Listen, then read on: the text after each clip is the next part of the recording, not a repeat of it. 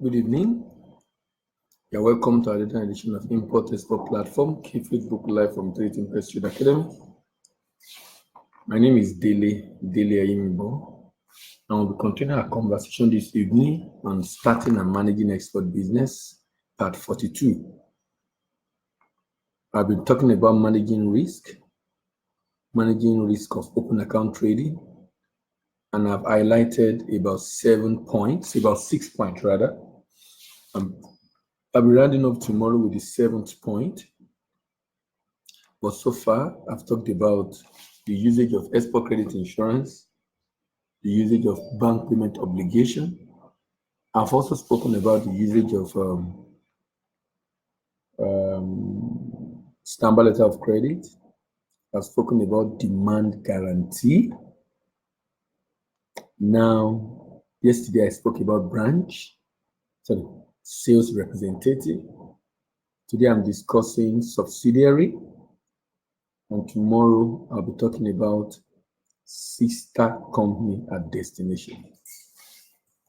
I'm online. Sister company at destination. So what happened at the end of the day is that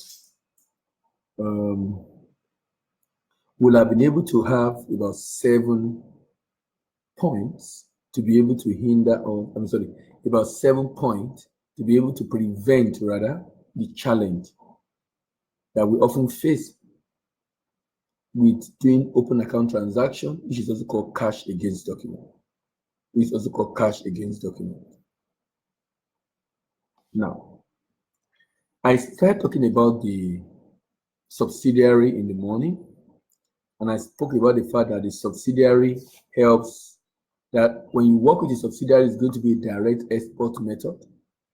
And I explained the fact that direct export method involves shipment directly to the destination, bypassing any middleman and shipping directly to whoever it is that want to buy, and not shipping it through a middleman and passing to someone that is not the one buying. And that in this case, also when you're working with a subsidiary company, shipment is consigned to the subsidiary or the buyer. And we try to also differentiate between subsidiary and branch, or subsidiary and sister company, which is a branch. By subsidiary company, I mean branch. By sister company, I mean branch. By subsidiary, I mean a company that you have a stake in, but not full ownership. But for sister company, you actually have a controlling share. You have the full ownership of that. And the idea behind having sales representative, subsidiary company, and sister company is basically to ensure that at the end of the day, we can get a party at destination that will constantly help to get buyer, that's marketing and facilitating the signing of export contract, monitor and witness the offloading of goods, monitor or witness the sampling of quality inspection at destination, and lastly, follow up on payment. And because this is a major challenge for a typical exporter who is unable to get buyers. But when they get buyer, the buyer are placing a demand on them for a payment method that is not very, very convenient, protected, and that now we are saying, as an exporter, you can accept that payment method because there are safeguards that can protect you from the risk of that payment method. There are safeguards that can protect you from the risk of that payment method. So we're saying, accept it. Accept the payment method. Accept the payment method. Don't just accept the payment method. Have safeguard to protect yourself. Are you thinking of safeguard to use? We have made available 7 options. Some are a bit easy. Some are a bit more, involve more effort. Some involve third party. But the fact is that the options are now available for you. If you don't know before and you think you're unduly exposed, Now you know that you are protected. Having now known that you are protected, the next thing is to now examine all the options we are presented. Which of them are you most comfortable with? Which of them do you love? Will you want to engage and work with? Why are we saying this? We are doing all this to be able to contribute our own quota to the need for Nigerian and African businesses to really take exports seriously and mitigate the risk that will have deterred them from going ahead because of the likelihood of not getting paid.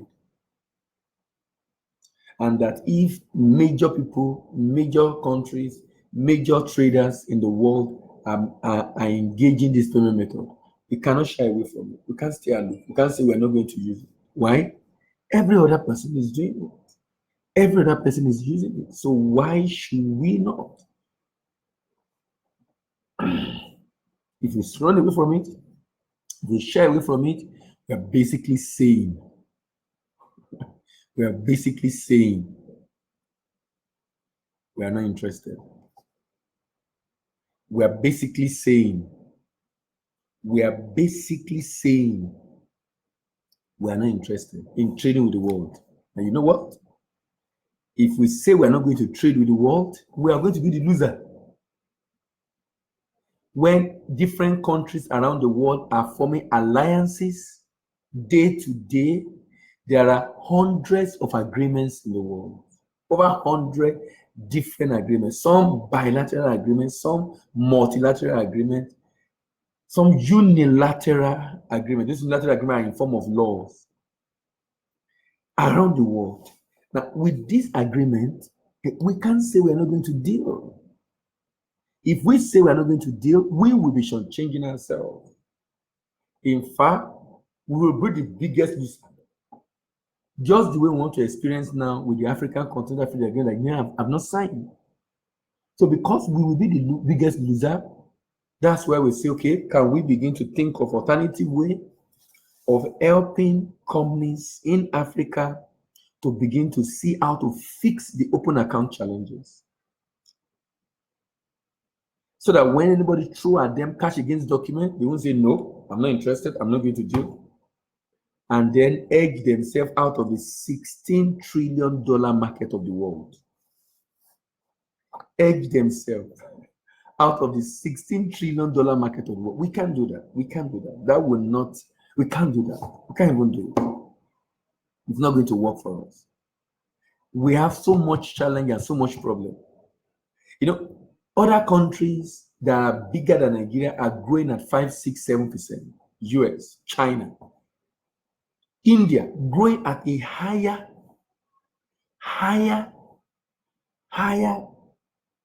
GDP rate, growth rate. We are growing at 2% or 1.7%. We must produce more. There must be increase in export of goods, increase in export of services, so that we can expand the economy well enough to accommodate a lot of people to get jobs. If that is not done, IMF have projected that Nigeria is going to be about 450 million by 2050. 450 million by 2050. If we are 220 million people, and we cannot manage that population, is it when we become almost 500 million we're going to manage? Every serious nation, every nation you can tag as developed got there by being productive, both in goods and in services. And they also realize they cannot grow by trading with themselves, that they have to trade with other parts of the world for them to grow. So this country do not joke with productivity, both in goods and in services. They do not joke with productivity. They do not joke with productivity. They do not joke with productivity. And that's a challenge. We don't take productivity seriously. That we don't have power, we don't have road, storage facility, are all pointed to the fact that we don't take productivity very seriously. I'm hoping the government will begin to do something about this, so that in this second term of the new administration, we're hoping that something good will come out. Because we really cannot continue like this. So while we are bringing all this information out and we're making it available publicly free of charge, is to make people realize that, look, you can't run away from this payment method. If you have the product and you want to export, but you are challenged with the payment method they are throwing at you, I'm saying today there are viable options, mitigating options for you to protect yourself. And I've offered 7 options available. And I'm saying you now have the what it takes for you to be able to take that decision. You need to take the decision yourself. We have thrown all the options at you, so it's for you to examine and look at the one most viable for you and the banker you are working with, and the financer you are working with, and of course the buyer you are dealing with. Like I said in the morning, if you are doing the subsidiary, you are going to be shipping to either your subsidiary, or you are shipping to you're shipping to either your subsidiary, or you are shipping to the buyer in question.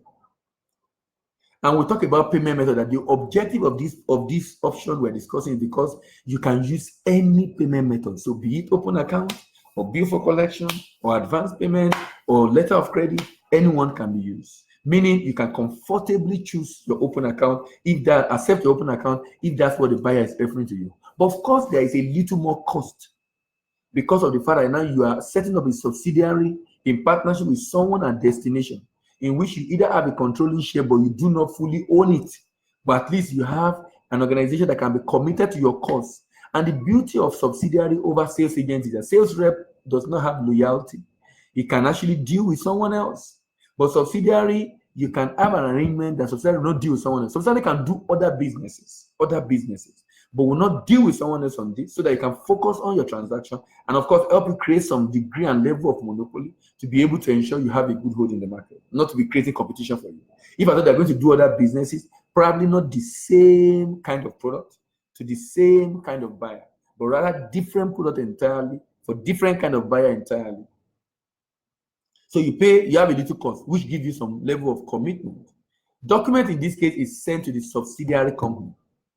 Why? Subsidiary company is the one who is in that country to assist. So, and document is the one that gives the buyer access to the goods. So you can't send document to the buyer. You have to go to the subsidiary country. Even if you are doing sales representative, you go to your sales representative. And the beauty of this arrangement is that payment default is completely eliminated. Why? Even if the buyer is fraudulent, you have